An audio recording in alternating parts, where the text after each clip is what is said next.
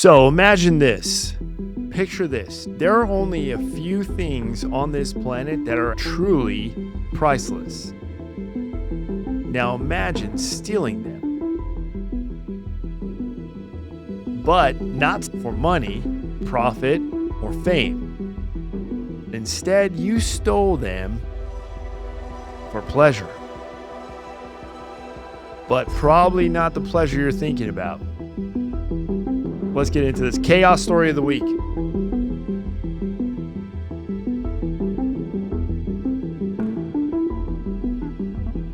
In 2002,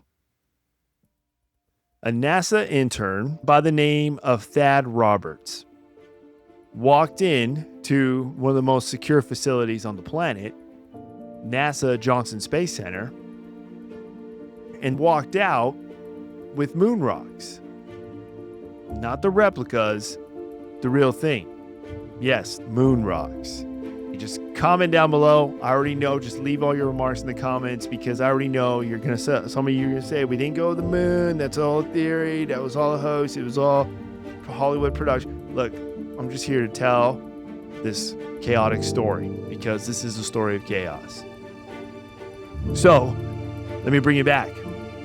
Now, during the Apollo era for NASA, there were a series of missions conducted to go to the moon.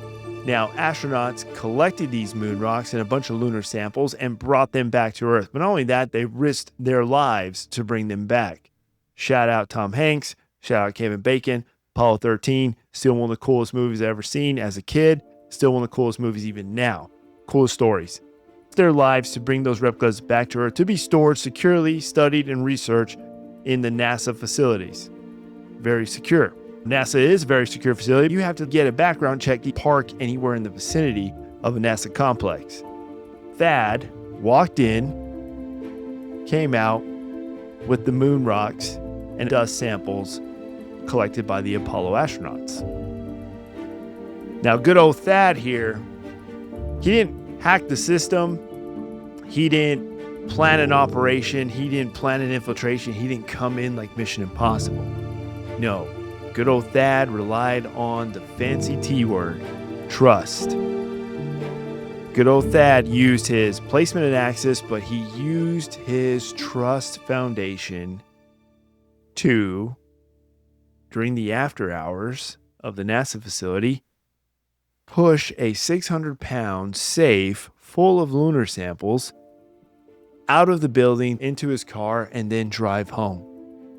When he drove home, he then was met by his girlfriend who helped him unload. When he got to his house with his girlfriend, it wasn't about profit or making phone calls to their contact or their foreign entity that they're working with or research facilities. No, they decided to spread the lunar samples across the bed, scatter the moon dust, place the moon rocks, and then,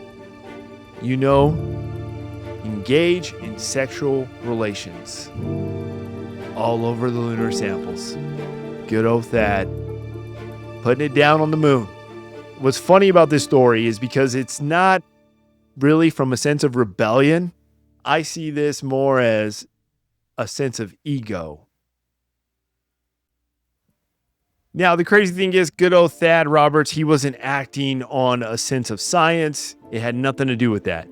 I firmly believe Thad was operating on the sense of possession. He was functioning off ego. He wanted it, by him having that sense of possession, he had entitlement. He had the power. I am above. I accomplished this. I literally am above everybody else. Now, the funny thing is, when you fast forward, he engaged, he did his thing with his girlfriend on the stuff, but he then later on decided to sell the moon rocks on the black market. Fast forward, the buyer ended up being an undercover FBI agent. I mean, go figure. We knew that was coming, and that was basically game over. Thad Robertson was sentenced to 6 years in a federal prison, which since 2002 is now time served. The moon rocks were collected and returned to NASA. But I'm pretty sure we all know they're quite contaminated. I'm curious how what those scientists and those researchers did when I'm curious what samples or reactions on the research items. Either way, this was a very interesting story of chaos. Now, let's get into some cool learning points here. So this isn't a story about space. It's a story about human weakness, something that we live with, something you and I have experienced, something you're probably experiencing right now. You know, most systems don't fail because technology.